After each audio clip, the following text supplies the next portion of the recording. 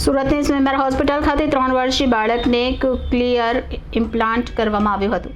આ પ્રકારનું ઓપરેશન સુરતની સ્વિમેર હોસ્પિટલ ખાતે પ્રથમવાર કરવામાં આવ્યું છે. 3 વર્ષીય બાળક જન્મથી મૂકબધિર હતો અને સ્વિમેર હોસ્પિટલમાં વિનામૂલ્યે કોક્લિયર ઇમ્પ્લાન્ટ કરવામાં આવ્યું છે.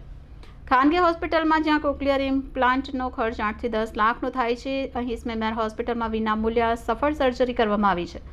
ગુજરાતની પ્રથમ મહાનગરપાલિકા સંચાલિત આ હોસ્પિટલમાં સફળ સર્જરી કરવામાં આવી છે. સુરતના લિંબાયત મીઠી ખાડી વિસ્તારમાં રહેતા 3 વર્ષીય આદિલ આફિઝુલ્લા અંસારી નામના બાળકને કાનની સાંભળવાની તકલીફ જણાતા તેના માતા પિતા દ્વારા સ્વિમેર હોસ્પિટલ ખાતે ENT વિભાગમાં લાવવામાં આવ્યો હતો, જ્યાં તબીબો દ્વારા બાળકની યોગ્ય તપાસ તથા રિપોર્ટ કરાવતા બાળક જન્મજાત મૂકબધિર હોવાનું માલુમ પડ્યું હતું, જેની સારવારના ભાગરૂપે RBSK સ્કીમ હેઠળ ગુજરાત સરકાર દ્વારા વિનામૂલ્યે મળતા કોક્લિયર ઇમ્પ્લાન્ટ નામના શ્રવણ યંત્રને ઓપરેશન કરીને કાનની હાડકીમાં ફિટ કરવાનું નક્કી કરવામાં આવ્યું.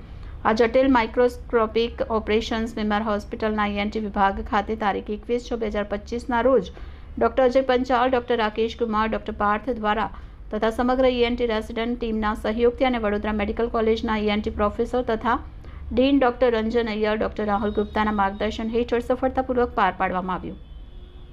આ પ્રકારનું ઓપરેશન સુરતની સ્વિમેર હોસ્પિટલ ખાતે પ્રથમવાર કરવામાં આવ્યું. ઓપરેશનમાં એનેસ્થેસિયા વિભાગના વડા doctor Malti Pandya, doctor SK Patel, doctor Nia Patel તથા સમગ્ર ટીમ અને પીડિયાટ્રિક વિભાગના સંપૂર્ણ સાથ સહકાર પ્રાપ્ત થયો હતો.